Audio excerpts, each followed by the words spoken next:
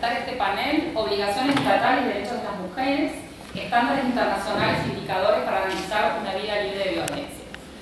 La verdad que es una enorme alegría por muchas razones. La primera es que es una actividad que organizamos con el equipo latinoamericano de justicia y género, con ELA, particularmente con Natalia Gerardi, con el programa Género y Derecho de aquí de la Facultad de Derecho y también con el grupo interdisciplinario de Derechos Sociales y Políticas Públicas. La segunda alegría son quienes están presentes en este panel, que es Luz Patricia Mejía Guerrero y Víctor Abramovich. ¿Y por qué hablo de alegría? Se siente como esto es un poco más divertido por esta actividad académica que siempre hablamos de estándares tan duros, y vamos a hablar de estándares duros, de preceptos, de normativas, de convenciones, porque es un camino muy virtuoso y creo que estas buenas prácticas afectivas también tienen que ver con buenas prácticas que se traducen en llevar adelante ciertos estándares o cierto cumplimiento en términos de obligaciones. ¿Qué quiero decir con esto? Es muy interesante porque tanto Luz Patricia Mejía como Víctor Abramovich fueron comisionados en la Comisión Interamericana de Derechos Humanos hace ya unos años, un buen periodo de la comisión, y en ese tiempo empezamos un camino en la discusión sobre indicadores que lo inicia Víctor en la Comisión Interamericana cuando había que pensar los indicadores de seguimiento del Protocolo de San Salvador. Saca un documento, un primer documento, lineamientos para los indicadores de monitoreo y seguimiento de la Convención de Belén do Pará. Ese documento es aprobado cuando Luz Patricia integraba la comisión, que luego preside la comisión. Esos indicadores, esos lineamientos luego se transforman en la matriz que hoy es los indicadores del Protocolo de San Salvador, y que ahí me sumo yo y tengo el privilegio de haber llevado adelante ese debate y esa implementación de los indicadores desde el mecanismo de seguimiento del Protocolo de San Salvador. Pero Luz Patricia, una vez que deja la Comisión Interamericana, se suma a la Comisión Interamericana de Mujeres y allí al mecanismo de seguimiento de Belén do Pará, donde ella es la secretaria técnica, y allí con la demanda de las expertas del Comité de Expertas de Violencia, también definen los mismos indicadores de progreso, es decir, la misma matriz de progreso, por supuesto, aplicada a Belén do Pará. Entonces, hoy es una suma de que estamos aquí los tres que nos encontramos, amigos queridos de muchos años, en esta casa además también, Víctor y yo somos profesores de esta casa, Luz Patricia ha venido innumerables veces, y hoy creo que es muy interesante porque podemos hacer todo ese camino, en el camino en el cual también sumamos a Natalia Gerardi para los indicadores de violencia, y hoy vamos a poder compartir en esa línea. Así que, sin más, yo les voy a leer muy rápidamente los currículums de ellos y damos la palabra a Luz Patricia. Luz Patricia es, como les decía, la secretaria técnica del mecanismo de seguimiento de la Convención de Belén do Pará, es venezolana, feminista, y anteriormente se desempeñó como relatora sobre derechos de las mujeres, comisionada y presidenta de la Comisión Interamericana de Derechos Humanos, es egresada de la Facultad de Ciencias Jurídicas y Políticas de la Universidad Central de Venezuela y máster en Derecho Público de la Universidad Carlos III de Madrid. Víctor Abramovich es profesor titular de la Facultad de Derecho y de la Universidad Nacional de Lanús. No soy titular de la UBA. No soy titular de la UBA, de Lanús sí, perdón, ya lo será. Vamos a promover concursos rápidamente. Es también magíster en Derechos y Estudios Internacionales de la Washington College of Law, de la American University, es profesor de posgrado en distintas facultades, tanto en Argentina como en distintos países de la región. Fue director del CEX desde el 2006 hasta el 2009, secretario ejecutivo del Instituto de Políticas Públicas en Derechos Humanos del Mercosur, fue comisionado a la Comisión Interamericana de Derechos Humanos 2006 a 2009 y actualmente es procurador fiscal ante la Corte Suprema de Justicia de la Nación. Así que la verdad una alegría enorme esto, y Luz Patricia, te vamos a pedir vos conmigo. Gracias. Bueno, muchísimas gracias Laura por esa introducción, de verdad es un placer estar aquí y compartir esta mesa con Nati que está aquí, con Laura, con Víctor que fue el que una vez me dijo: tú tienes que contactar a Laura Pautasi ya. Así que varios años después estamos aquí. También agradezco que nos esté acompañando la embajadora Carmen Moreno, secretaria ejecutiva de la Comisión Interamericana de Mujeres, que también sin su apoyo por todo el trabajo, o con su apoyo todo el trabajo del mecanismo, ha tenido un desarrollo en los últimos años bien importante. Así que vamos a compartir un trabajo que es, si se quiere, el resultado de los esfuerzos de Víctor, los esfuerzos de Laura, los esfuerzos de Nati, y también hay que decirlo, los esfuerzos de los estados en tratar de comprender un sistema de indicadores que tiene complejidad y que está está Gabriela Pascarino trabajando también muy profundamente en eso, desde la Corte Suprema de Justicia de la Nación, porque ciertamente es un cambio de esquema para los estados, es trabajar con estándares interamericanos, pero aterrizados en la implementación de políticas públicas. ¿Cómo entendemos esos derechos que están plasmados en las convenciones interamericanas de derechos humanos y cómo, como estados, implementamos esa obligación internacional, ese estándar internacional, cómo lo aterrizamos, si lo estamos haciendo bien, si lo estamos haciendo mal? Y creo que ese es el gran resultado para los estados, es verse reflejado allí y ver reflejado cómo progresan las políticas públicas y ver reflejado cómo esa obligación que se adquiere cuando se hace parte de una convención internacional se convierte en cotidianidad para la vida de las mujeres y las niñas. Entonces, quiero presentarles a ustedes cuál fue parte de los resultados, quizás los resultados más relevantes. También está Verónica aquí que nos ayudó en este trabajo. Y quiero como presentarles qué fue lo que nosotros hicimos con esta tercera ronda tercer informe hemisférico sobre la situación de violencia contra las mujeres en la región. Nosotros nos planteamos que el gran debate que existe hoy en día en la región es que la mayoría de los estados que forman parte de la Ley Para tienen una política pública para erradicar la violencia contra las mujeres. Todos los estados tienen legislaciones que sancionan de alguna manera la violencia contra las mujeres, ¿no? Algunos con leyes más integrales, otros con leyes todavía de carácter familista, pero tendientes a proteger a las mujeres o a la vida y la integridad de las mujeres. Pero nos planteamos, bueno, la Convención de Belén do Pará no solo consagra el derecho de las mujeres a vivir libres de violencia, la Convención también consagra el derecho de las mujeres y las niñas a ser educadas libres de patrones estereotipados, porque allí radica parte del problema, parte de la brecha existente entre la realidad de las leyes y la realidad de la vida de las mujeres y las niñas. Y entonces quisimos evaluar cómo los estados estaban aplicando un sistema de indicadores, evaluar cómo los estados están tratando de erradicar la violencia contra las mujeres, tratando de erradicar los estereotipos de género, tratando de garantizarle a las mujeres y a las niñas vivir en un mundo libre de estereotipos. Y entonces, bueno, muy rápidamente comentarles que el mecanismo se construye en el año 2004 y los estados acuerdan crear un mecanismo porque desde 1994 hasta el 2004 digamos, los primeros resultados que aportaba la implementación de la Convención de Belén do Pará es que todos los estados que habían implementado normas que estaban protegiendo fundamentalmente a la familia como bien jurídico protegido más que la mujer. Y entonces venimos con todas esas leyes de violencia intrafamiliar que fueron el modelo que se implementó, si se quiere, durante los primeros años y que generó que muchos de los tribunales de nuestra región implementaran mecanismos de mediación, de probation, de cualquier forma de solución entre víctima y victimario, porque de alguna manera se sostenía como principio fundamental de protección, aunque no lo dijeran las leyes, la unidad familiar. 10 años después de la implementación de la Convención de Belén do Pará, gracias al movimiento de mujeres que empezó a cuestionar la manera como se estaba implementando la Convención, se decidió implementar un mecanismo donde los estados estuvieran obligados a reportar qué estaban haciendo y cómo lo estaban haciendo.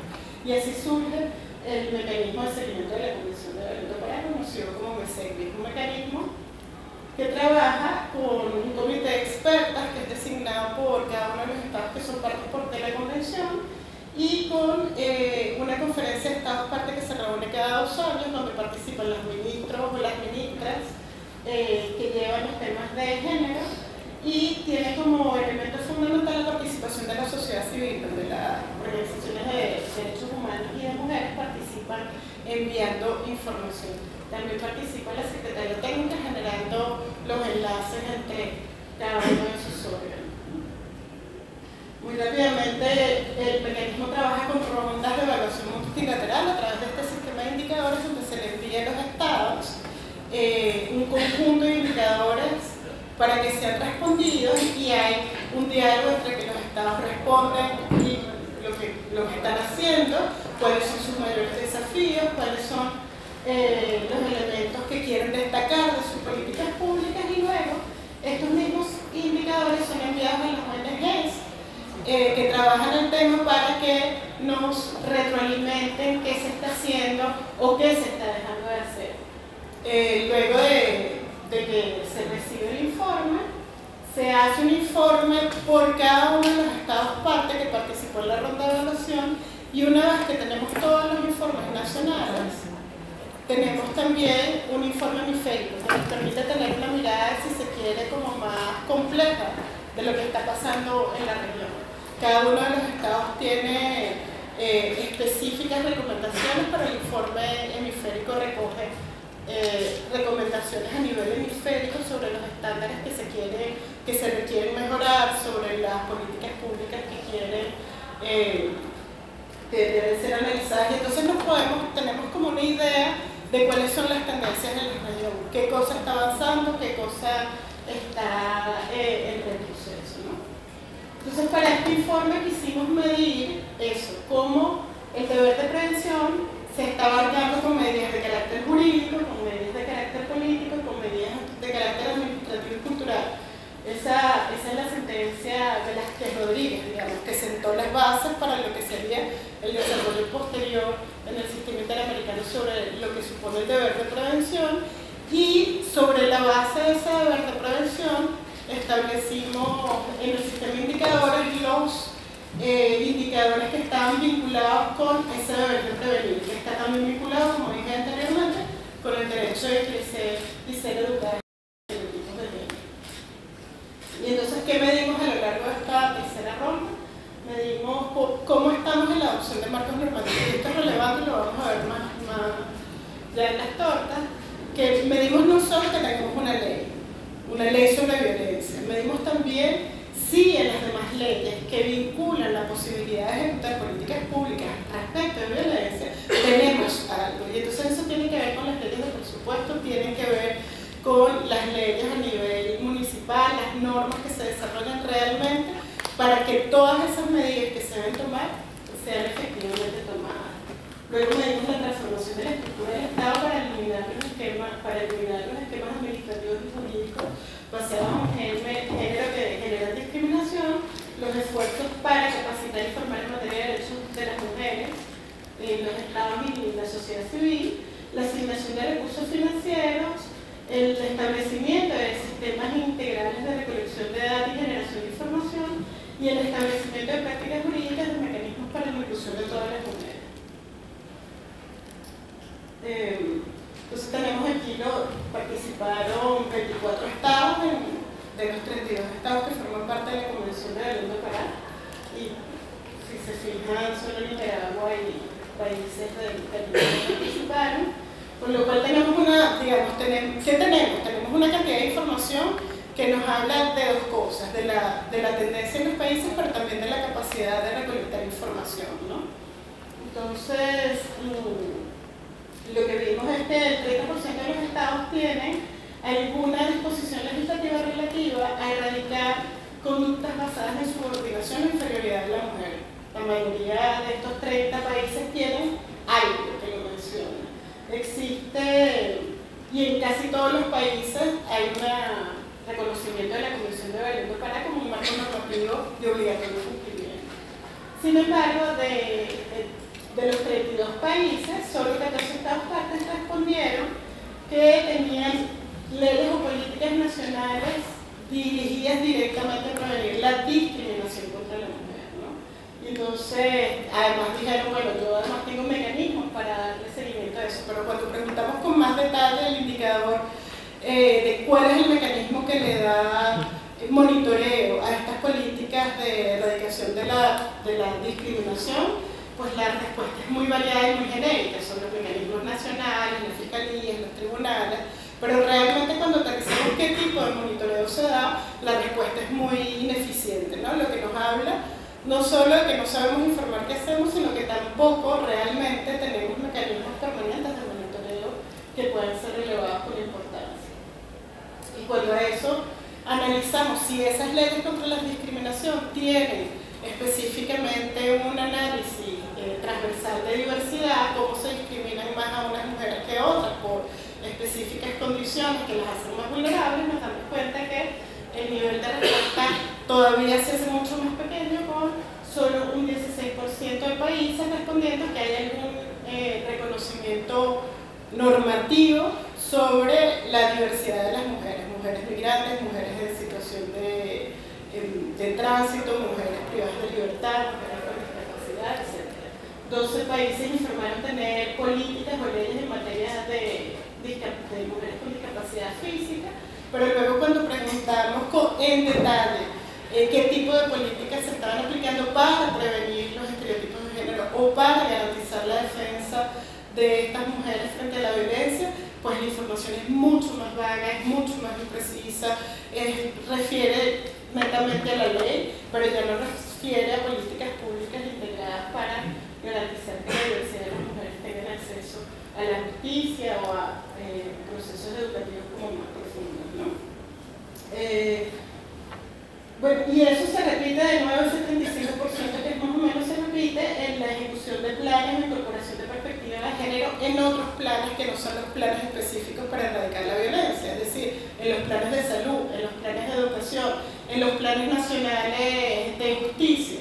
No hay una perspectiva que tenga que ver específicamente son cómo erradicamos los estereotipos de género en la justicia, cómo los erradicamos en la educación, cómo los erradicamos en el sector salud. No conseguimos que haya, aunque los países de nuevo dicen, refieren leyes genéricas, cuando profundizamos en la información nos damos cuenta que no hay actividades concretas que puedan ser medidas o procesos de monitoreo que nos den elementos más claros sobre esas políticas. Y cuando preguntamos en materia de educación, solo 11 estados plantearon que tenían políticas para erradicar estereotipos de género. Sin embargo, cuando preguntamos si esas políticas incorporaban educación en materia de derechos humanos, educación en materia de derechos o de género, solo 6 países pudieron precisar cuáles eran esos programas para educar a nivel formativo en general, cuáles, digamos, diferentes niveles de enseñanza, currículas sobre derechos humanos y derechos de las mujeres. De nuevo, el seguimiento y el monitoreo de las políticas públicas, solo 8 países pudieron referir, y de nuevo la respuesta era genérica, que tenían mecanismos de monitoreo, pero nunca explicitaron cuáles son o cómo son, solo de manera genérica Fiscalía, Poder Judicial, mecanismos nacionales. Y cuando les preguntábamos si tenían informes de monitoreo, la mayoría respondieron que no, y por eso ven toda esa línea azul grande, o respondieron que no los tenían o sencillamente no respondieron cuando les preguntamos cuáles son esos informes más allá de los informes hechos para los congresos. El módulo de acceso a la justicia tiene aquí menos información, pero fue el módulo más dramático. O sea, cuando les preguntamos a los estados qué estaban haciendo para erradicar estereotipos de género, cuando les preguntamos cómo implementan medidas para proteger a las mujeres, cuando preguntamos cómo están ejecutando medidas políticas para prevenir la violencia contra las mujeres, la repetición de la violencia para proteger a las mujeres, para estudiar a las mujeres, para, digamos, garantizar concretamente medidas de protección, nos encontramos que fue el módulo menos respondido y que en general lo que se responde es que no hay son muy pocos los mecanismos para revisar si hay existencia de estereotipos de género cuando se decide en los tribunales, que todas las personas que están aquí están conscientes de que parte del problema de la justicia es que la mayoría de nuestros jueces, juezas y personal judicial en toda la región siguen respondiendo a las denuncias de violencia de género, sobre todo cuando estamos hablando de violencia en el ámbito intrafamiliar o en el ámbito privado, siguen respondiendo bajo roles estereotipados y mucho más cuando ocurre en la calle porque se naturaliza muchos de los tipos de violencia en los que estamos acostumbrados. Por último, solo mostrar este dramático cuadro que muestra que los países de la región destinan menos del 1% de sus presupuestos totales a programas de lucha contra la violencia de género y que el que más aporta no llega ni al 1%, que es 0.9. Luego vemos que, bueno, los son esta Argentina ahí. 0.004. 0.004 es el aporte que hace Argentina. Y luego cuando lo vemos en los mecanismos nacionales, también los mecanismos nacionales tienen un déficit importante de presupuesto. Entonces, la mayoría de los estados contestaron que eran los mecanismos nacionales los encargados de hacer el monitoreo de cómo esas políticas públicas eran o no implementadas, y luego nos damos cuenta en términos generales cuál es la medida. Bueno, yo les voy a dejar aquí, no voy a detenerme en las recomendaciones. Las recomendaciones básicamente trabajan dirigidas a fortalecer los sistemas de monitoreo, sobre todo identificar los estereotipos de género y poder establecerlos a lo largo de mecanismos que puedan identificar dónde están ocurriendo, cómo están ocurriendo y trabajar a nivel educativo en todos los niveles para los hacedores de políticas públicas en todos los niveles, no solo en el nivel ejecutivo, también en el legislativo y en el judicial, y también en todos los, digamos, en todo el nivel de poder municipal, estatal o nacional o federal, comunicaciones en vivo. Ese es más o menos un reflejo de nuestra tercera ronda, que estuvimos trabajando con eso que se inventó Víctor. Bueno, muchísimas gracias.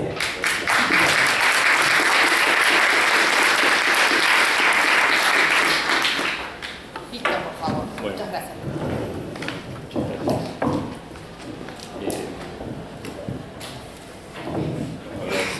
La invitación, voy a hacer unos comentarios muy generales.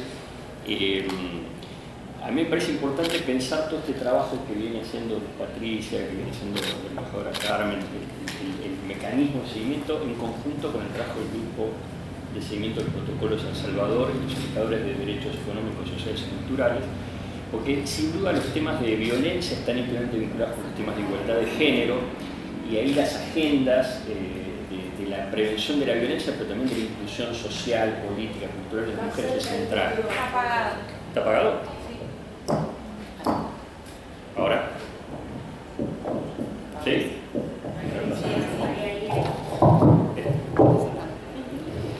Bueno, si quieren, empecé agradeciendo la invitación. Y me parece importante pensar el trabajo de los indicadores en el mecanismo del MESEGRI junto con los desarrollos que se vienen dando en el grupo de implementación del protocolo de San Salvador sobre derechos económicos, sociales y culturales, pues sin duda las políticas de prevención de la violencia están íntimamente vinculadas con otros campos de igualdad de género donde la inclusión social, económica de las mujeres es central. Y quizá la ventaja que tienen estos sistemas de indicadores, que suelen ser vistos por la comunidad de derechos humanos como algo extraño, que sale un poco de las herramientas habituales para el trabajo en derechos humanos, y la ventaja que bien tienen, y eso siempre intentamos plantearlo, es que mueve la discusión del caso al campo de la política, ¿no? Del caso, que es el escenario central para el debate de derechos humanos en los sistemas de protección, a un debate más complejo, pero al mismo tiempo fundamental, que es el debate del monitoreo, el seguimiento de las políticas públicas. Estos indicadores son herramientas de supervisión internacional, porque son la vara con la cual el MESEGRI o el grupo del protocolo le dan seguimiento a las obligaciones de los estados en los tratados, si avanzan o no avanzan en la prevención de violencia de género, en la realización de derechos sociales, pero como decía Luz Patricia también, son herramientas para los propios gobiernos, para hacer diagnósticos de sus propias políticas, también para pensar sus intervenciones en términos de enfoque de derechos. Esto no siempre se piensa así, pero sobre todo pienso en las políticas sociales, no siempre se piensan desde la perspectiva de los derechos. Y en un tercer nivel son también herramientas para el monitoreo social, para el control y el seguimiento desde las organizaciones sociales, sindicales, políticas, de la actividad de los estados. Entonces, esas tres funciones, o sea, herramienta social, herramienta de diagnóstico, pero también una herramienta de monitoreo social, creo que le dan a estos sistemas de indicadores un valor fundamental. Pensando un poco cómo se dio esta discusión cuando empezamos a plantear los indicadores, no está Mónica Pinto, pero quiero recordar que fue Mónica Pinto como en representación de Argentina la que propuso que el sistema de monitoreo del Protocolo de San Salvador en la OEA no fuera un sistema de monitoreo igual que el de Naciones Unidas, sino que se basara en indicadores concretos de seguimiento de políticas, ¿no? Indicadores de progreso, ¿no? Lo cual le da, si uno mira por ejemplo los informes del MESEGRI, como señaló Luz Patricia, los informes del grupo de trabajo, es distinta a la discusión de lo que se discute en Naciones Unidas. La discusión en Naciones Unidas suele ser una discusión más general, ¿no? Sobre leyes, sobre normas, y el debate que se da en el ámbito de la OEA a partir de los indicadores es un debate mucho más centrado en políticas y en avances concretos, ¿no? Yo pienso siempre en una frase del periodismo que dice don't tell me, show me, ¿no? No me hables de los temas, de lo que vas a hacer, sino mostrame concretamente lo que estás haciendo con datos que puedan al mismo tiempo ser mensurables, que cualquiera objetivamente pueda saber si estás avanzando o retrocediendo en las políticas que no solo uno tiene que hacer para tener buenas políticas, sino que está obligado el Estado a hacer por haber firmado esos instrumentos. Yo creo que hay un valor agregado importante en esos indicadores, y pensando el escenario, digamos, de las primeras discusiones a principios de este siglo en la OEA sobre indicadores, yo creo que se han dado pasos también muy importantes en el desarrollo de estándares y de principios en materia tanto de violencia de género como de derechos económicos, sociales y culturales. En materia de violencia de género, esa convención de Belén do Pará, cuando, por ejemplo, nosotros empezamos a pensar los indicadores de la Comisión Interamericana para el grupo de trabajo, no tenía casi desarrollos jurisprudenciales. En cambio, hoy hay importantes desarrollos jurisprudenciales que van interpretando el alcance de la Convención de Belén do Pará, que al mismo tiempo van a enriquecer el desarrollo de la tarea de indicadores y de monitoreo. Solamente para pensar el desarrollo que se ha dado a nivel de jurisprudencia de la Comisión y de la Corte en interpretar el deber de debida diligencia en la prevención. En los casos, que son los casos, yo diría, hay 4 tipos de casos de violencia de género en el sistema que muestran eso. Los casos clásicos, que son los casos de crímenes masivos y sistemáticos, donde la violencia de género, muchas veces la violencia sexual, aparece como una herramienta más dentro de lo que son las políticas de criminalidad masiva y sistemática. Los casos colombianos, algunos casos guatemaltecos, informes que ha hecho la Comisión, por ejemplo, de Colombia, sobre la situación de las mujeres en el conflicto armado interno colombiano, muestran violencia de género, en particular violencia sexual, pero en el marco de una criminalidad masiva, sistemática, planificada por aparatos centrales del Estado o a veces por actores no estatales con control territorial, con la posibilidad de implementar políticas dentro de ese territorio. Es un primer campo de discusiones sobre la aplicación de Belén do Pará. Hay un segundo tipo de casos que me parece interesante porque se toca más con las cuestiones que abordamos cotidianamente en nuestros países, que es la responsabilidad estatal por feminicidios o por situaciones de violencia que son cometidas por actores no estatales, donde uno lo que ve en el sistema, desde el caso Campo Algodonero hasta los casos más recientes de Guatemala, Bel Franco, Velázquez Páez, es una ampliación de la responsabilidad indirecta del Estado por la acción de actores no estatales, el establecimiento de una teoría del riesgo que permite que los Estados sean responsabilizados por violar el derecho a la vida y a la integridad física, aun cuando no hubiera un actor estatal cometiendo el crimen, y en todos esos casos un enfoque estructural de la violencia, o sea, identificar contextos o patrones que permiten analizar el caso particular, y sin el cual, sin la identificación de ese patrón, sería muy difícil entender el caso particular. ¿No? En el caso hay violencia frente a una persona con nombre y apellido porque esa situación es resultado de una serie de patrones que son de violencia, pero que también tienen que ver con problemas de desigualdad social, económica, política y cultural, con injusticias culturales o de reconocimiento. Hay, además de estos casos de responsabilidad directa, una serie de casos también interesantes para pensar cómo miramos el Estado en los temas de violencia de género, que son casos de violencia institucional de género, o sea, casos donde la violencia de género directamente resulta de actores estatales, aunque no sea un contexto masivo y sistemático. Pienso en los casos mexicanos, ¿no? Sobre violaciones del ejército mexicano en operativos de control del territorio en Guerrero, en Familia Luis Ortega, Rosendo Cantú. Un caso reciente muy interesante para ver el tema de violencia institucional de género en la Corte, que es el caso de Hacienda Nova Brasilia, que es un caso de violaciones sexuales en un operativo de la policía militarizada en una favela en Río de Janeiro. Y eso no estamos pensando en cosas que se dan en la Argentina, violencia policial de género o violencia directa por operativos policiales. Y hay, yo diría, un cuarto tipo de casos que no es exactamente de violencia institucional directa, que son los casos de prácticas administrativas, burocráticas, de las que resultan situaciones de violencia de género. Pienso el caso IB contra Bolivia sobre violencia obstétrica, el caso de esterilización forzosa, donde se analiza, que tiene algo que ver con los casos que había analizado en los años 90 la Comisión Interamericana en Perú, de Mamérita Mestanza, donde se analiza en qué medida ciertas prácticas de los servicios de salud favorecen situaciones de violencia de género. En este caso, prácticas de esterilización involuntarias, que no son casos aislados, no son solo casos de mala praxis médica, sino donde hay todo un contexto en la institución sanitaria, incluso patrones, prejuicios en los médicos, en los operadores, que conduce a desplazar la decisión de las mujeres,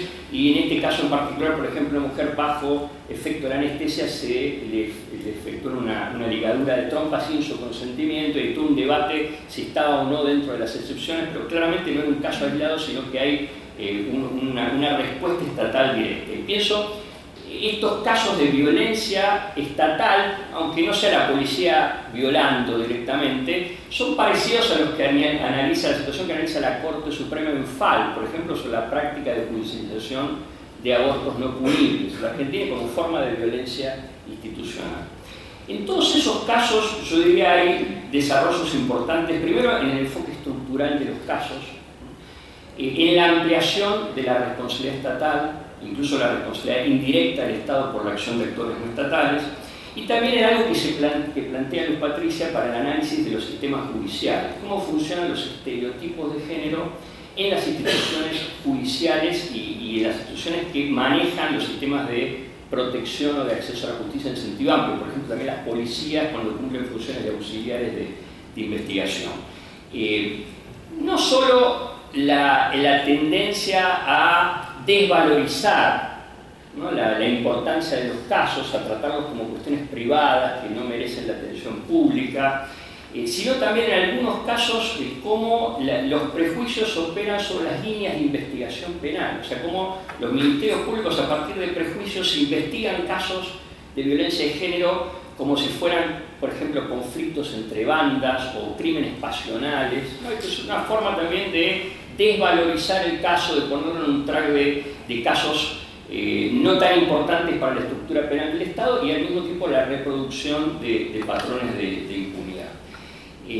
Esos desarrollos no estaban cuando se empezaron a discutir los indicadores, hoy están, y yo creo que si uno mira a nivel comparado el sistema interamericano, a partir de la importancia que tiene Belén do Pará, de la existencia de un mecanismo particular para el seguimiento, pero también de la amplitud que ha tenido la Comisión de la Corte en la interpretación de esos estándares de deber de diligencia, está a la vanguardia incluso a nivel de si uno compara con otros comités en Naciones Unidas. Incluso en estos últimos temas, la vinculación de la violencia de género también con las cuestiones de autonomía sexual y reproductiva. Y la autonomía sexual y reproductiva no solo pensada en la idea de autonomía como cuestión individual, sino la autonomía vinculada a la igualdad. O sea, cómo la restricción en la capacidad de decidir sobre la maternidad reproduce la exclusión de las mujeres en la esfera social, política, cultural y demás. Y este desarrollo, lo voy a decir muy brevemente, va acompañado también de un desarrollo importante en materia de derechos sociales, que no existía quizá cuando empezamos a discutir los indicadores del grupo del protocolo, porque en los últimos 10 años la Comisión y la Corte han avanzado también en reconocer derechos económicos, sociales y culturales como derechos exigibles y tutelables en los sistemas de protección. El prejuicio que si uno mira la Convención Americana del 69, hablaba, ¿no?, de establecer un régimen dentro del marco de las instituciones democráticas, defender a la libertad personal y la justicia social, decía en 1969. ¿No? Y hablaba de la protección de los derechos sociales tanto como de los derechos civiles y políticos. Sin embargo, los derechos sociales no tenían un reconocimiento ni a nivel expreso y había una negación al reconocimiento de derechos sociales. Ese principio se fue transformando en los últimos años. Por un lado, el reconocimiento de un principio de igualdad más exigente, ¿no? La idea de una igualdad estructural y demandas más fuertes a los estados en términos de protección de sectores en situación de discriminación estructural. Por otro lado, la interpretación de ciertos derechos civiles para proteger derechos sociales, por ejemplo, los temas de salud. Y más recientemente, la reinterpretación del artículo 26 de la Convención Americana como fuente de reconocimiento de derechos sociales exigibles en el sistema, lo que abre un campo, me parece muy interesante, para el planteo de casos ante el sistema de protección interamericano. Entonces, los indicadores y los casos creo que hay que mirarlos en conjunto y se pueden potenciar mutuamente, y los desarrollos que se han dado en términos de igualdad de género y derechos sociales creo que marcan avances muy importantes. Ahora, ¿cuál es la paradoja? Y con esto termino.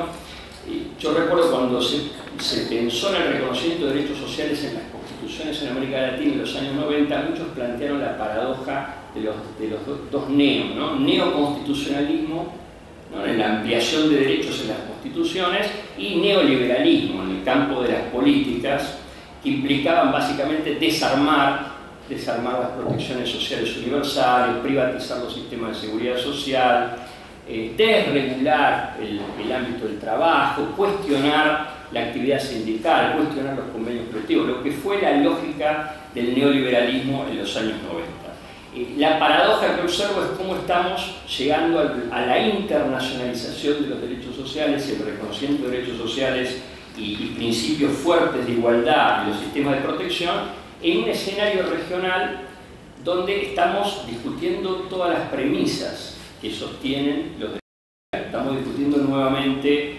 los derechos sociales como obstáculos para el crecimiento, como costos para el desarrollo, como trabas para el funcionamiento de los mercados. Estamos apuntando otra vez a desregular la legislación social. Pensemos la reciente reforma en Brasil, que no tiene precedente, va mucho más lejos de lo que fueron las reformas laborales en los años 90, o el proyecto que se están discutiendo en el Congreso de reforma laboral que envió el Ejecutivo, que también es un proyecto profundamente flexibilizador, ¿no? de limitar las indemnizaciones, acotar el alcance de la negociación colectiva y demás.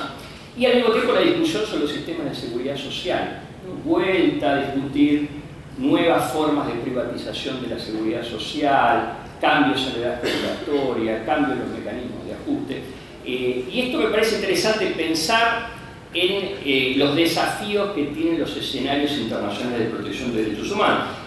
Quizá no son los mejores escenarios para pensar avances, pero sí pueden ser escenarios importantes para pensar cómo defender ciertas conquistas, ciertos derechos alcanzados, ¿no? Y en ese sentido, creo que los desafíos por venir, tanto para el grupo del protocolo, para el MESEVI, como para la Comisión y la Corte, va a ser dar alguna respuesta al tipo de conflictos que en materia de igualdad de género y de derechos sociales se están dando en la región en la actualidad. Y pienso que estas dos cuestiones están vinculadas, porque no podemos hablar de política de prevención de violencia de género y desvincularnos de la situación, por ejemplo, de las brechas salariales o de la inclusión de las mujeres en ciertos lugares y en los puestos de mercado de trabajo, o la sobre-representación de las mujeres en las tasas de desocupación o de pobreza. Yo creo que esos son dos debates que hay que darlos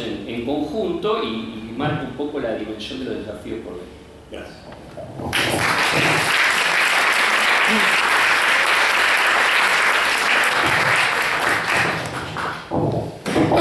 Bueno, muchísimas gracias, Víctor, Lupa. Yo voy a ser muy breve porque la idea también que teníamos de promover este espacio era abrir el debate, abrir el diálogo, las preguntas.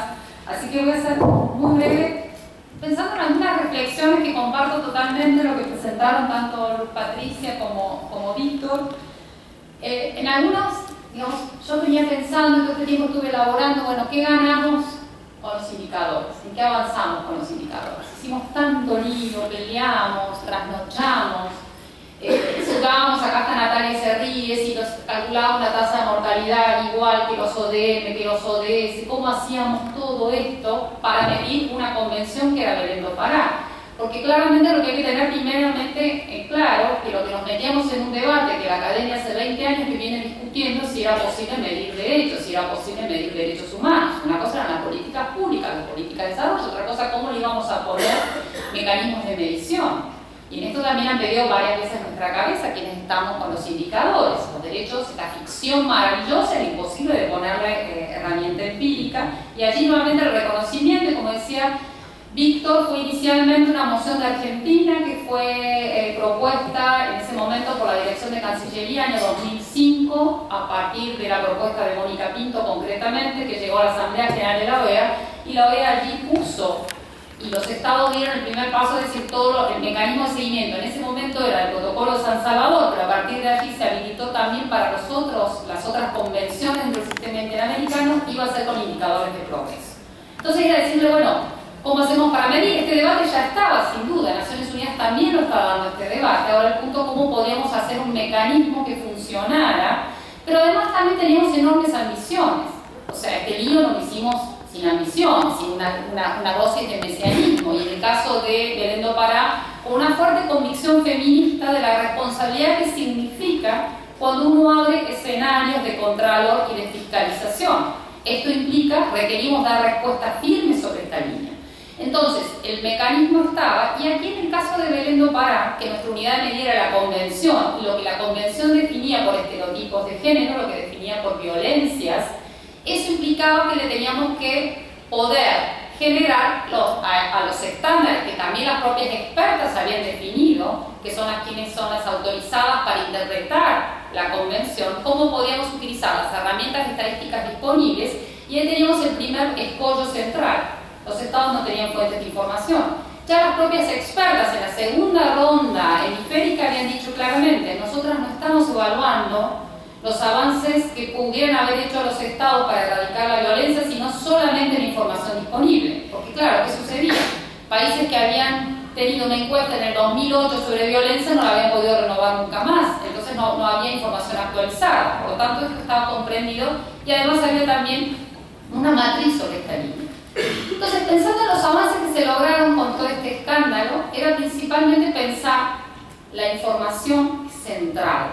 Y la información es una obligación para los estados, y es una obligación que implica no solamente para avanzar en su monitoreo de políticas públicas, para rendir cuentas a los sistemas de monitoreo internacional, sino para sus ciudadanas y para sus ciudadanos. Hay que empezar a producir información. Y entonces el primer punto, que era un obstáculo, pero que lo convertimos en una oportunidad, fue precisamente decirle a los estados: tienen que producir información. Usted hoy me puede responder que no tiene este indicador, que es complejísimo, pero se lo vamos a seguir solicitando porque lo que requerimos es que usted produzca este tipo de información. Y este creo que es el punto más importante del inicio del proceso, es decir, sí, es complicado, es difícil, la vida es durísima para todo el mundo, para los estados por supuesto, sabemos que todavía es más dura, pero háganlo. Y ahí empezó un segundo punto que me parece importante, habilitó este debate, que tiene que ver con la mirada transversal que los indicadores tienen y poner categorías que atravesasen en los dos sistemas, medición de derechos sociales, medición de una vida libre de violencias para las mujeres, que tiene que ver con trabajar sobre las formas en las cuales recepcionaron las obligaciones y la recepción del derecho, los contextos financieros y presupuestarios, y ahí claramente poner una luz que hoy todavía está en penumbra. Patricia lo mostró claramente sobre cuántos son los compromisos presupuestarios. En el caso de Argentina realmente es un compromiso presupuestario nimio sobre la dimensión que tiene la problemática vinculada a la violencia de las mujeres. La tercera categoría, transversal, eran las capacidades institucionales o estatales. ¿Cómo distribuye, cómo se organizó la lógica del poder del Estado? En el caso argentino todavía es más claro, un Estado federal que debe rendir cuenta por sus 24 jurisdicciones de cómo fue organizando su estructura para dar cumplimiento a esta normativa. Luego se interroga sobre igualdad y no discriminación en estas categorías que mencionaba Víctor, mucho más profunda, no solamente la igualdad formal, las categorías establecidas, sino que empecemos a interrogar sobre otras cuestiones que tienen que ver con la igualdad material. Finalmente, acceso a la información y esta obligación que tienen los estados de proveer y de difundir la información, y hay muchos indicadores, tanto cuantitativos, pero además también se introduce algo que en eso el sistema interamericano ha generado una vanguardia muy interesante, inclusive en relación al sistema de Naciones Unidas e inclusive en relación a la Agenda 2030, que son las señales de progreso cualitativas. ¿Cuál era el objetivo de estas señales de progreso cualitativas? Que son, si eran complejos los indicadores estadísticos, estas son por supuesto todavía más complejas. Porque ¿qué implica? Es decirle al Estado, usted se preocupó por interrogar a su sociedad, hablamos mucho de participación social, pero usted se preocupó por interrogarlos si están realmente satisfechos con la forma que ha adoptado el cumplimiento de este derecho a vivir una vida libre de violencia para las mujeres. Esto puede ser desde una encuesta de satisfacción en el sector salud, si por ejemplo se respetaron los patrones culturales de las mujeres cuando acceden al sector salud, y ahí las mujeres con discapacidad si tienen patrones y protocolos específicos para el acceso, pero era básicamente interrogarlas a las personas. Hay un montón de metodologías. Las ciencias sociales han avanzado muchísimo en metodologías cualitativas y eso era sumamente importante introducir esta variable que lo introducen estos dos mecanismos dentro del sistema interamericano. Y finalmente, ¿cómo traducíamos sobre la participación social? Esto que todos hablamos, maravilloso, izquierda, derecha, todos hablamos de participación social y pues luego cómo efectivamente se están traduciendo en estos mecanismos. Entonces, cuando se hacen jugar estos indicadores complejos, difíciles, con fuentes de información que muchas veces no están, ni hablemos de la desagregación de datos. Cuando uno analiza, Luz Patricia mostró una parte, pero cuando uno analiza todos los informes, que son 23, 19, después terminar 26 informes de los 32 estados partes, o sea, un logro enorme tener 26 informes y realmente todo el reconocimiento a la Secretaría Técnica del MESECBI y a la Comisión Interamericana de Mujeres, porque lograr realmente ese número de informes es sumamente valioso. Cuando uno mira los datos en sí mismo, las fuentes de información, hay enormes dificultades, pero lo que se puede ver en esas matrices, que son unas tablas tremendas, que discutimos ya desde el 2008, estábamos con Víctor discutiendo, no hay modo de hacerlas mejores. Miren, yo traje acá la propaganda, porque siempre es lindo así. Son estas tablas así súper difíciles que los estados tienen que llenar con indicadores. Acá están divinas en colores, pero cuando se traducen al Word que tienen que mandar los estados es un caos. En ese caos, cuando uno lo lee cruzadamente, como se deben leer los indicadores, y se analizan, claramente se ven los déficits de las políticas públicas, pero se ven claramente un déficit mayor de las políticas públicas, que tiene que ver con la debilidad de diálogo entre los tres poderes del Estado y los ministerios públicos. En el caso de violencia es todavía mucho más claro que en el caso de derechos económicos, sociales y culturales, porque el caso de derechos económicos, sociales y culturales, un argumento muy exprimido por los estados es la sectorialización. Bueno, yo respondo por mi Ministerio de Salud. En el caso de violencia de género es todavía más claro que esta no es una respuesta que se habilite y donde no hay una lógica de trabajo cooperativo entre los distintos ámbitos que deben garantizar precisamente que esa mujer no llegue a una situación de violencia y cuando está en una situación de violencia se le dé un trato digno, expedito y se resuelva su situación. Entonces ahí creo que un primer gran punto fue esto, incorporar nuevas metodologías, probar que los derechos son medibles, probar que hay herramientas diseñadas, pero además probar que funcionan para los estados.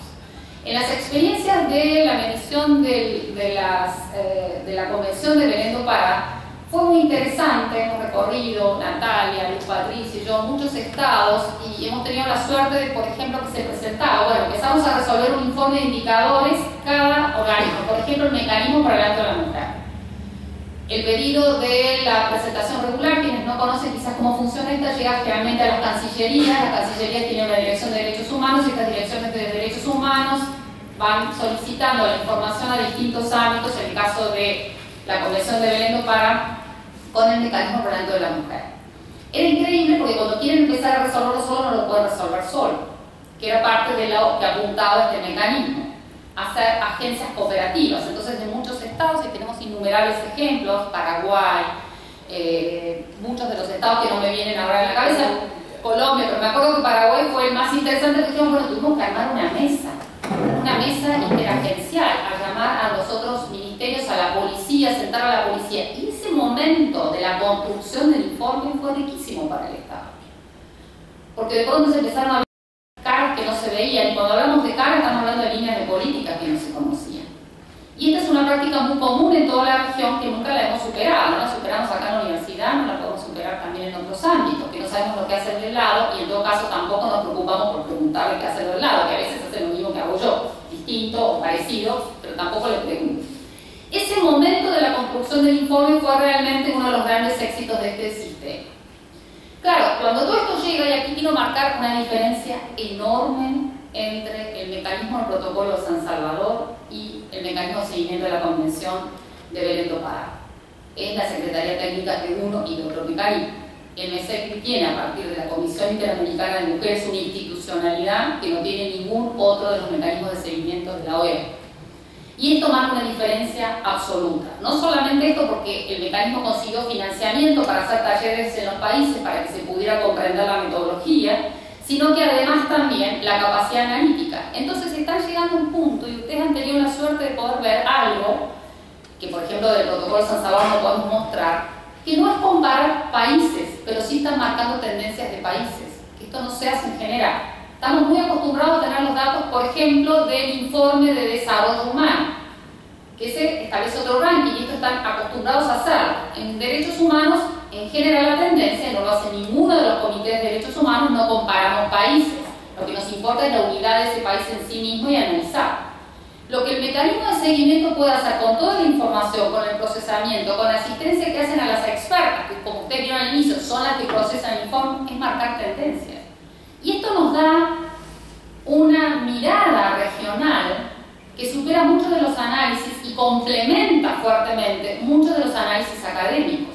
Están marcando tendencias de lo que son estas rondas hemisféricas. Y este es un valor agregado que creo que es sumamente importante, y quizás, retomando lo que decía Víctor del enfoque de derechos, es la parte que todavía tenemos más debilitada de apropiarnos de las herramientas de estos mecanismos, que tiene que ver con promover el empoderamiento ciudadano. Las organizaciones de la sociedad civil, el movimiento Mujeres siempre va en vanguardia, pero aquí tiene una serie de elementos que también están marcando tendencias regionales, que me parece que es sumamente importante recuperar, promover más activismo y recordarles a los estados sus obligaciones. Aquí no puede haber una discusión vinculada a que estos bajos compromisos presupuestarios es porque, bueno, en realidad nos estamos acomodando, ya vamos a, son etapas en las cuales tenemos que tener. Aquí hay obligaciones, hay estándares jurídicos internacionales y que claramente dicen no solamente es obligatorio e indiscutible el contenido mínimo de cada uno de los derechos, sino que además tiene que llegar hasta la satisfacción plena. Y esto tiene que ser apropiado fuertemente por la ciudadanía, por las organizaciones de las mujeres, y vincularse en otra línea. Ahora bien, con esto voy terminando para abrir el debate. Otro de los puntos que me parece sumamente importante fue despabilar a los estados en alguna medida. Uno dice, bueno, qué ilusa, porque en realidad llegó el informe, lo hizo esta gestión, llegó a la Cancillería, presentó el informe, ya está, chequeamos que el informe de SECDI está cumplido. Belén do Pará ya está, 3 años, volvemos a hacer el informe. Sí, es cierto, esto pasa, pero en algunos otros estados generó cierta potencialidad. Hace muchos años hemos instalado la lógica de observatorios, y los observatorios, muchos de ellos han querido sumarse a esta línea, se han creado observatorios específicos en esta línea, en el caso de derechos sociales, que es, ya MESEC iba por la 3ª ronda de evaluación. En el caso del protocolo de San Salvador recién es la primera ronda de evaluación, si no lo llamamos ronda, pero digamos la primera forma de evaluación, y se empiezan a crear ciertos observatorios de derechos sociales. Es un logro enorme que probablemente es un logro enorme acotado al momento del informe, que tenga un poco de continuidad, pero yo creo que sí está dejando cierto interés instalado y cierta necesidad de proteger las fuentes de información. Y esto creo que es, pensando en las medidas regresivas que mencionaba Víctor, que suscribo totalmente, pensando en el contexto internacional, que en el caso de género tenemos que no olvidarnos de los fundamentalismos que están atravesando la región y están generando medidas totalmente sociales regresivas, ¿no? Están fuertes dentro de la OEA. Están muy fuertes dentro de la OEA, están muy fuertes también dentro de los procesos de paz atravesados por todos estos fundamentalismos, Brasil con los fundamentalismos religiosos. Nosotros estamos en este momento con el debate sobre la legalización del aborto y también estamos atravesados por muchos debates en esa línea. Entonces, pensando en esa clave, me parece que es sumamente importante volver a pensar cómo estas fuentes de información las vamos a preservar. Puedes decir, bueno, sí, pero a vos te importa la fuente de información porque sos académica, haces investigación y te gusta llevar control del registro. Y yo creo que esa es la mirada que hay que romper. La mirada que hay que romper es decir, la única forma de que vamos a romper ciertas prácticas vinculadas, con lo cual, a ver, estamos totalmente de acuerdo, ninguno endiosa los indicadores, es una buena herramienta que hoy disponemos, pero es una herramienta que nos permite medir progresividad. Y este creo que es el punto central. La regresividad, cuando la prohibición es la no regresividad, la regresividad la tenemos ya aquí. La progresividad permite ir mirando y comparando en estas rondas de evaluación cómo el Estado efectivamente va, no haciendo simples avances. El ejemplo siempre más claro en esto es tasa de desempleo. Un Estado puede decir, bueno, disminuir la tasa de desempleo. Y en esa disminución de la tasa de desempleo, que es un gran dato socioeconómico, que pensaba que lo disminuyó la brecha de género, no, la brecha de género se mantiene igual. Bueno, entonces ahí no hay progresividad, porque es una obligación del Estado también trabajar sobre la igualdad y no discriminación y haber realizado medidas adoptadas para acciones afirmativas para garantizar mejores puestos de trabajo para las mujeres. Entonces, la progresividad con estas rondas de evaluación del mecanismo de seguimiento del MESEI con los indicadores van a generar también esta posibilidad de ir en un plazo que no son tan largos, son relativamente cortos, son cada 3 años estas rondas hemisféricas, la posibilidad de ir midiendo progresividad, que es el punto sobre el cual apunta el mecanismo. Y finalmente me parece que es un escenario sumamente novedoso, un escenario sumamente en tantos claroscuros que tiene el sistema interamericano, que más allá de que en lo personal le he dedicado mucha energía, y obviamente soy casi una con Víctor, somos catequistas y Luz Patricia de hace mucho tiempo, fuimos catequistas del enfoque derecho, por decir tema de los fundamentalismos que me divierte ponerlo aquí, también con los indicadores. Pero lo que me parece importantísimo de destacar es que es una herramienta que está disponible para todos y para todos, principalmente para los estados. En Protocolo San Salvador siempre hacemos una broma, si los estados tuviesen que contratar estas evaluaciones externas saldría una fortuna. Se los están haciendo los mecanismos de seguimiento con el compromiso de los expertos gratis y con buenos informes, porque las evaluaciones lo que les están devolviendo es decir, bueno, aquí es donde hay una debilidad, aquí es donde hay un avance, pero ya el solo diseño de los indicadores también fue algo que se ofreció a los estados de una manera realmente muy responsable para poder hacer uso y para poder organizar también sus fuentes de información, que esto se traduzca en mejores prácticas. Y lo último, y coincidiendo con lo que planteaban tanto Luz Patricia como Víctor, tenemos que hacer un esfuerzo enorme para, sobre todo, avanzar en la evaluación de algunos poderes que son los más resistentes. Tanto el Poder Legislativo como el Poder Judicial son los más resistentes a ser evaluados y ahí requiere un esfuerzo importante para poder lograr que se generen fuentes de información. Hay avances muy meritorios, pero básicamente hay que pensar cómo vamos rindiendo cuenta cada uno de los estados. Y allí el movimiento de mujeres, que siempre ha sido el que ha marcado la diferencia en toda la región, en Argentina en particular, tiene que apropiarse de estas herramientas y generar y exigir más, no solamente fuentes de información, sino mejores políticas públicas. Eso es todo por mi parte y abrimos el debate.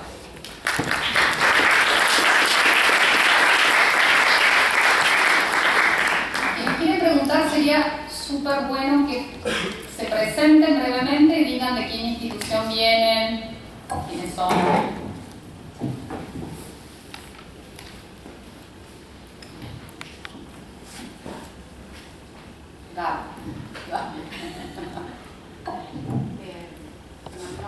Comentar que yo soy Gabriela Pastorino y trabajo en la Corte, en la Oficina de la Mujer de la Corte.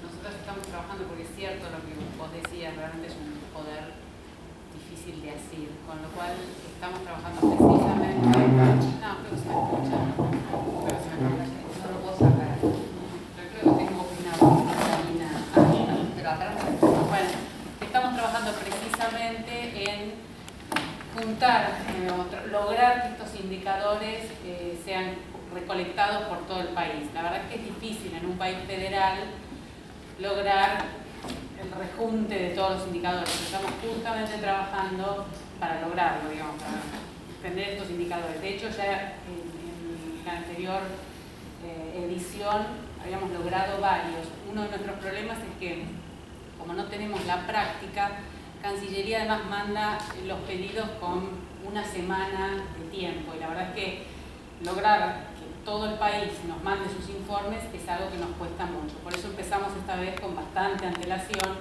para enseñar cómo se hacen, por eso ahora te vamos a utilizar, para enseñar cómo se hace y para qué se hace, y la importancia precisamente de generar estadísticas para, no solo para las políticas públicas en general, sino en particular mostrarle a las distintas jurisdicciones que para ellos es un insumo también fundamental y que les permite políticas internas más allá de la política nacional.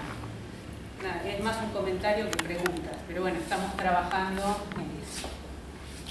En la rendición de cuentas. En la rendición de cuentas, sí, justamente.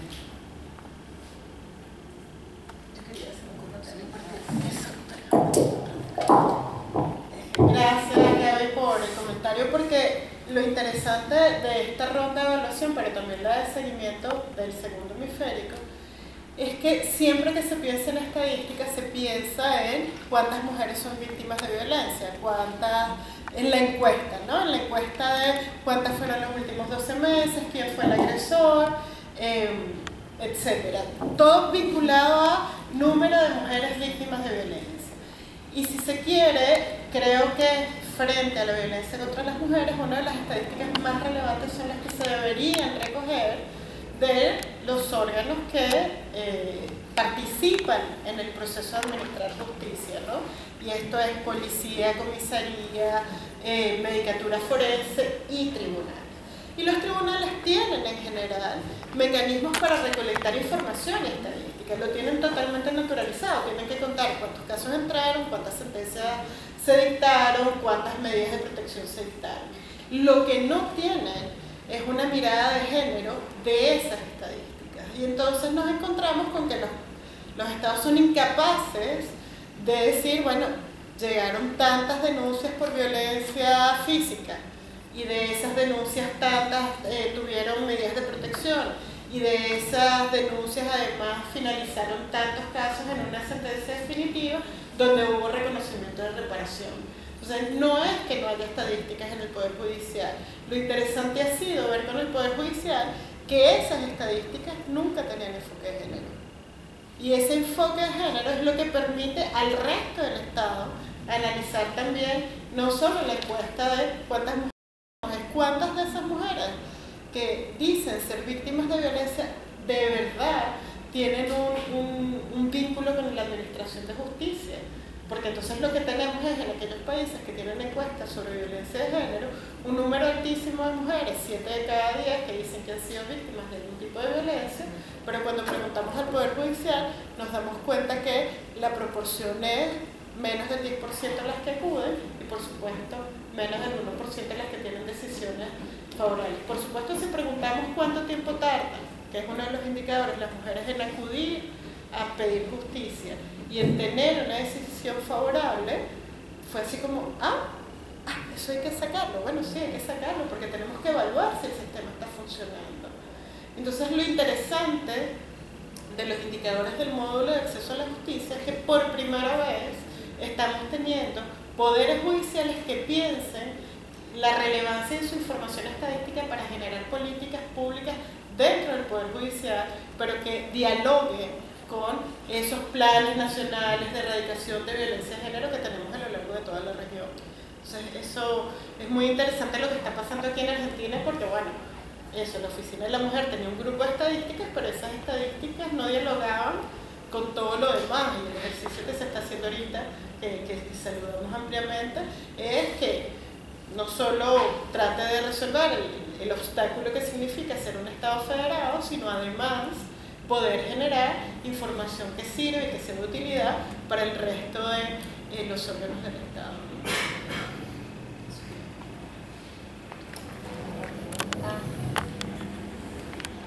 Sí, por favor. ¿Qué tal? Buenas tardes, mi nombre es Pablo Corradini,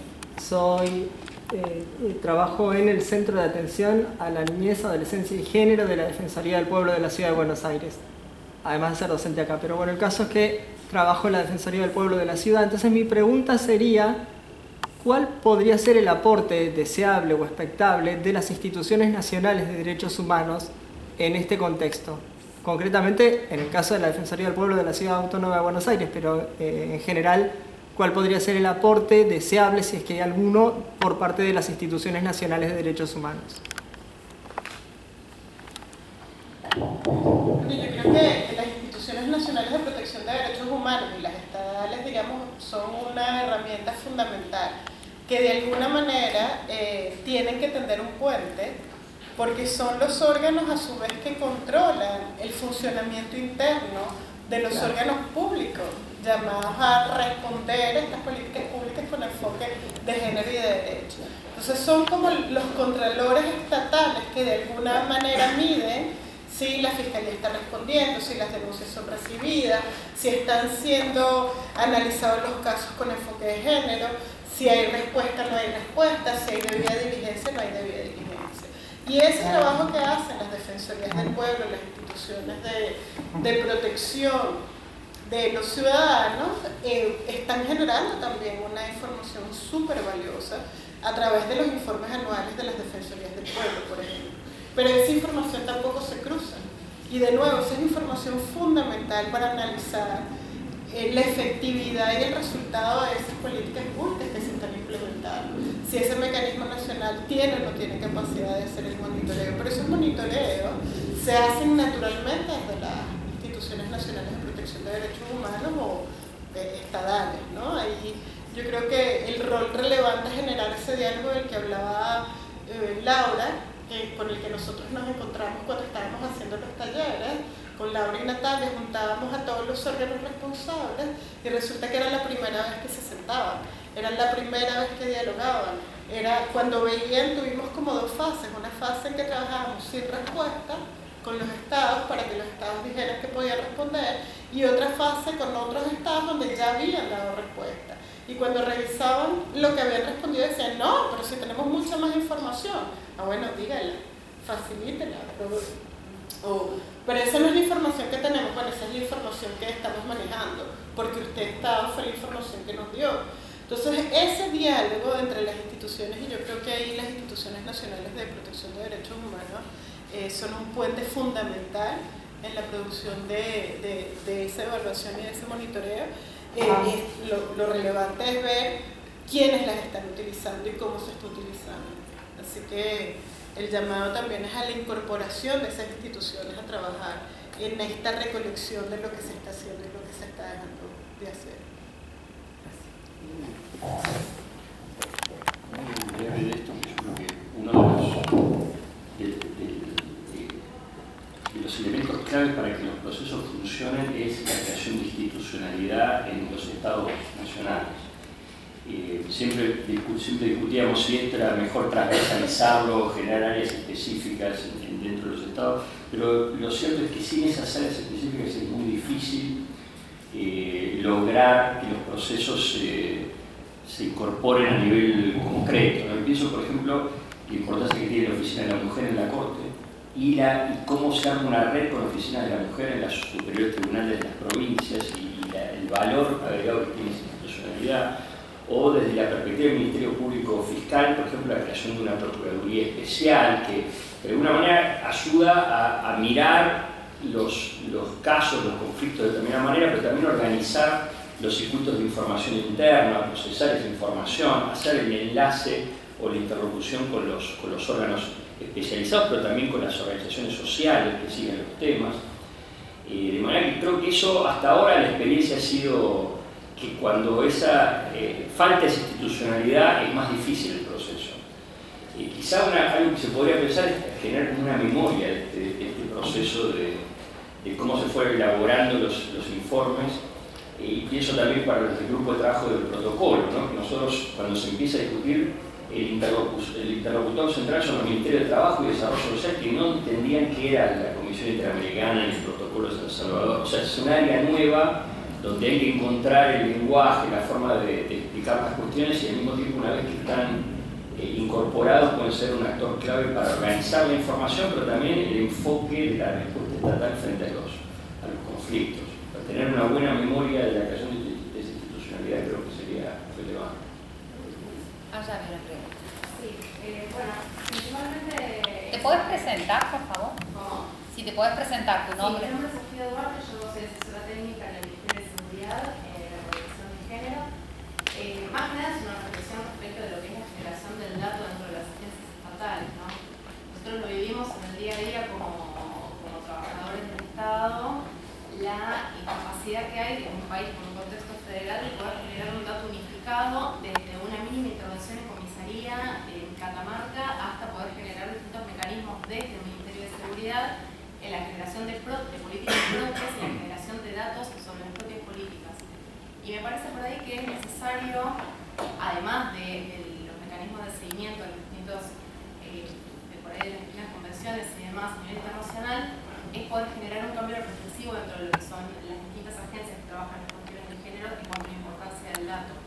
Y más que nada en el contexto federal, donde el rol de rectoría de un organismo es fundamental para poder hacer esa condensación de los datos y poder hacer estas revisiones tanto en organismos internacionales como también en el mismo Estado. Y que tiene que ver principalmente con lo que dijo el doctor sobre la falta de institucionalidad quizás de las agencias del Estado que empiezan a trabajar género como una cuestión nueva, como una cuestión ya un fenómeno que necesita reflexión constante, que dentro de la práctica lo vamos reflexionando y lo vamos también materializando en políticas.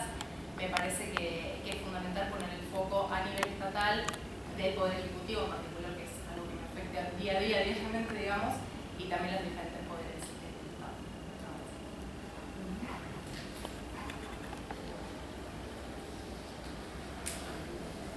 Por ahí, dos cosas. Una, las defensorías del pueblo, en el ámbito del MESECBI, ¿han entregado la experiencia de algún país en informe sombra?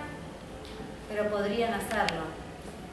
Y en Argentina tampoco, pero no sé la de la Ciudad de Buenos Aires, pero por lo menos la Defensoría del Pueblo, en realidad el Observatorio de Violencia de Género de la Defensoría del Pueblo de la provincia de Buenos Aires habitualmente presenta informes sombra o participa en los informes sombra que presentamos ante Naciones Unidas, ante el Comité de la CEDAW, por ejemplo.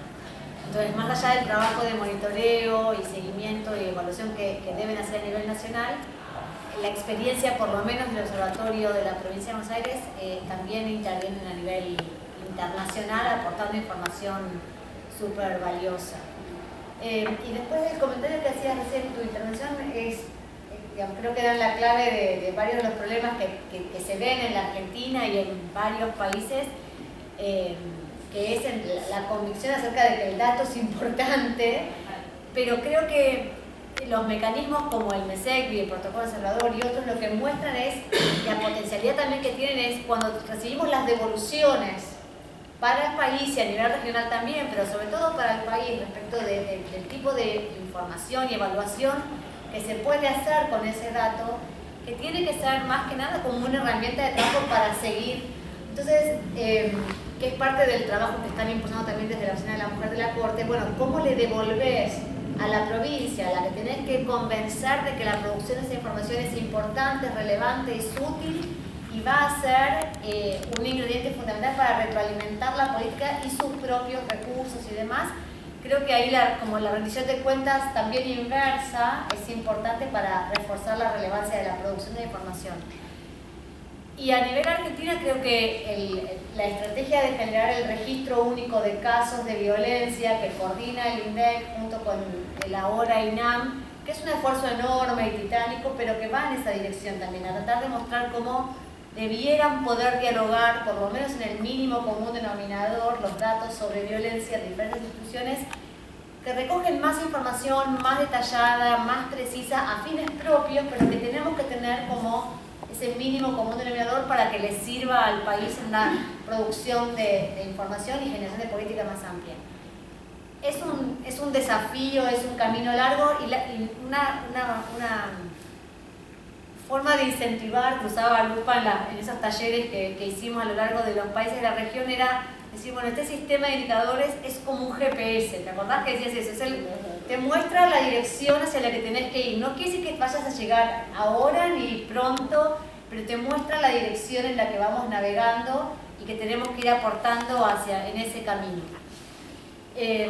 Me parece que en esa complejidad, que haya espacios federales que promuevan esa generación de información y esas devoluciones es indispensable, sobre todo en contextos donde la institucionalidad para hacerlo es mucho más débil que la que tienen ustedes a nivel federal. O sea, con todas las dificultades que deben tener, son el paraíso comparado con la comisaría de tantos otros lugares. Bueno, entonces, bueno, por eso creo que el liderazgo ordenador siempre es un ingrediente fundamental para ir institucionalizando la política.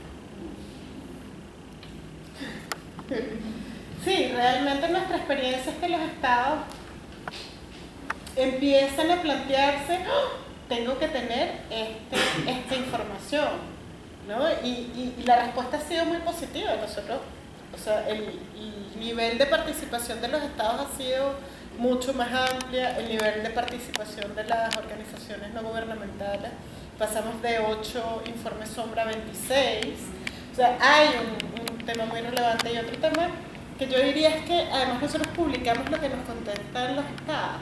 Entonces, para el movimiento de mujeres, esa información toda reunida, montada en una página es muy importante, porque es el estado, o sea, en términos académicos es muy interesante porque por primera vez se junta una cantidad de información referida a políticas públicas para erradicar violencia contra las mujeres, pero de otro lado se puede analizar cómo va evolucionando, cómo va haciendo ese progreso, o cómo es evidente el retroceso también, la regresión, cómo es evidente.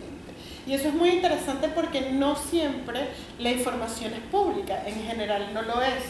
Entonces, reflejar esa información de interés público en una página web donde van a ver el informe que hace el comité de expertos, pero también lo que el Estado está diciendo que supuestamente hace, permite, en términos de transparencia, tener información de decir, usted está diciendo que usted está haciendo esto, y yo voy como ONG que trabaja en o como académico o como académica, puedo evaluar si esto está ocurriendo o no está ocurriendo. Y creo que esa es otra parte de esa hoja de ruta, de ese GPS que permite no solo a los estados saber hacia dónde tienen que ir, sino también al movimiento feminista, al movimiento de mujeres, saber qué se está haciendo y dónde se está haciendo y dónde estamos teniendo más impacto que en otros lugares.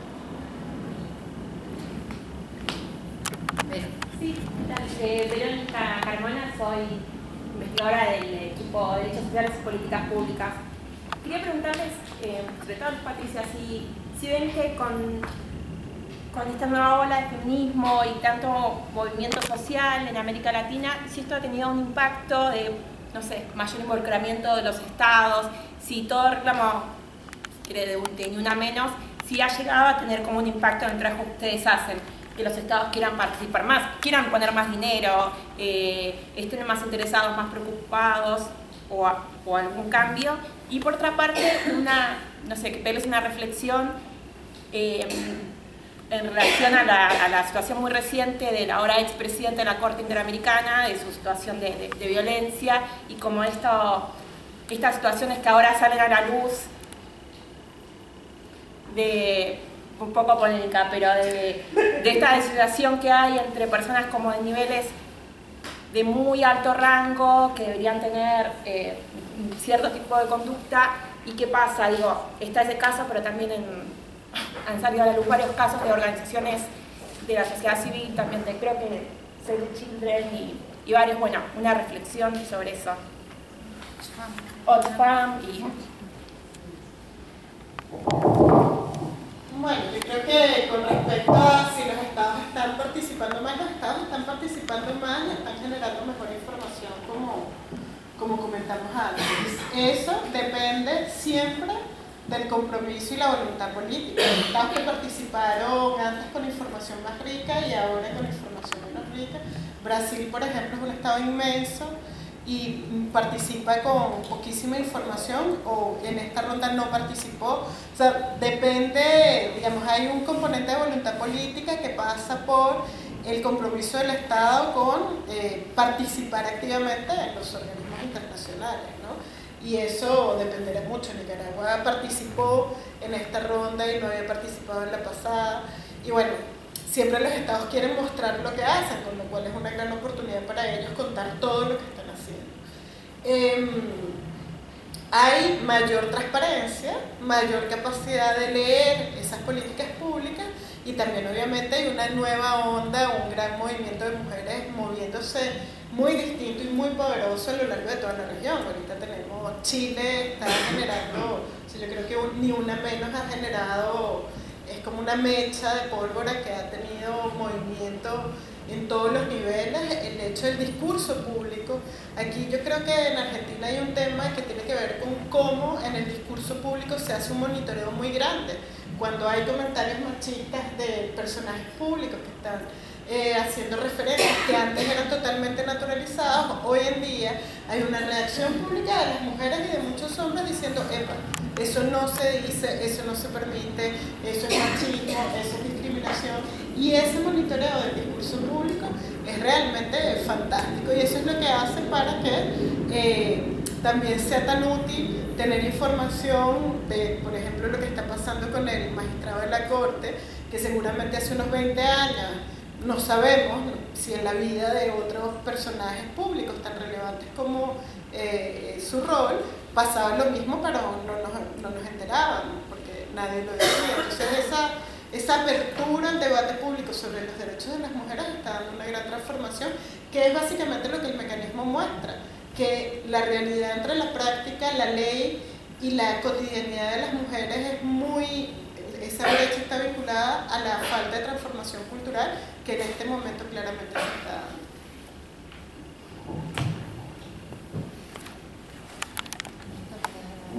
¿Hay algún otro comentario? ¿Intervención? Sí. Sí, quería preguntar si hay antecedentes de experiencias en las que algún Estado o algún organismo haya hecho una denuncia internacional con fundamento en los informes que produce el mecanismo. No con fundamento, pero la Corte sí lo está utilizando para evaluar el contexto de violencia. Por ejemplo, la Corte en uno de los casos de Guatemala citó expresamente el informe planteando que internacionalmente Guatemala conoce que la situación de violencia contra las mujeres de acuerdo al informe. Y esto es bien relevante porque también en el uso de los indicadores del protocolo de San Salvador, la Corte Interamericana está planteando la importancia de que una vez que los estados dicen eso allí, no pueden desdecirse en el espacio de del debate jurídico ante la Corte. Y yo creo que, de nuevo, es una nueva cultura, como decía Víctor, que va más allá del caso concreto, ¿no? Del litigio estratégico del caso, que tiene que ver con litigar lo que está ocurriendo en términos estructurales frente a la violencia y la discriminación con las mujeres, ¿no? Cómo los estados, sabiendo que eso está ocurriendo, no tienen una debida diligencia distinta. De nuevo, todavía hay un sistema de estereotipos que está funcionando en la cabeza de los órganos encargados de aplicar la ley, y eso tiene una correspondencia con la manera como y eso lo muestra muy claramente el informe que ya está disponible, cómo se analiza la estructura de los casos, como planteaba Víctor, las hipótesis que se hacen todavía están vinculadas a cómo estaba vestida la mujer o por qué estaba saliendo sola. Y eso es algo que se recoge en los informes y eso es algo que la Corte está empezando a utilizar con más amplitud. Igual no crean que todos los órganos del sistema dialogan tan maravillosamente, ¿no? Eso, digamos, parte de la transformación de la cultura de todos los que estamos de la catequesis que hablaba la verdad. No, pero muy breve sobre ese tema, que en los casos que yo mencionaba, que hablamos antes sobre definición de patrón o de contexto de violencia, aparece citado en el MCB, pero también informes de las defensorías, por ejemplo, de la Procuraduría General de Guatemala, en los casos guatemaltecos, de la Comisión Nacional de Derechos Humanos de México, en el caso Campo Algodonero. O sea, esos informes, que son informes de situación, pero que van marcando, por ejemplo, tipologías de casos de violencia, periodos, patrones, sirven para discutir en el ámbito interno, pero eventualmente pueden ser también herramientas de responsabilización. Y los planteos de igualdad estructural requieren datos sociales. Nadie puede discutir problemas estructurales de igualdad sin datos social. Esto no es muy común en el debate jurídico, ¿no? Que es más el debate de la historia personal. Pero sin contexto no hay estructuralidad, no se muestra la estructuralidad. Entonces, esa generación de datos, o sea, obviamente que no está pensada para responsabilizar, está pensada más que nada para un debate de avances, retrocesos, pero eventualmente puede ser también un elemento de prueba, de evidencia para procesos de responsabilización. La otra cuestión que me parece interesante, volviendo sobre el tema de la institucionalidad, cómo volcar, digamos, la puesta en agenda pública de los temas de igualdad de género y violencia de género, cómo volcar eso en el plano de la institucionalidad. Yo creo que es interesante recuperar discusiones que tienen que ver con la paridad y representación de las mujeres en las instituciones públicas. Pienso, por ejemplo, la Corte Suprema. Tenemos una oficina de la mujer en la Corte Suprema, tenemos una mujer de 5 y podríamos tener ninguna, y hay provincias en donde hay una o ninguna. Entonces, recuperar, pensamos en el Ministerio Público, pensemos en las Defensorías Generales, en las facultades. Hace unos días leía un compromiso de profesoras y profesores de facultades que no van a participar de paneles que no están equilibrados. Me parecen son pequeños, grandes cambios culturales que me parece que hay que institucionalizarlos, ¿no? Y los temas, por ejemplo, de paridad en los gabinetes, era un debate que era muy fuerte hace 5 o 6 años y ahora nadie habla de eso, pero me parece que es una buena discusión para dar. Porque tener instituciones específicas ayuda, pero también ¿qué se debate en los procesos de selección?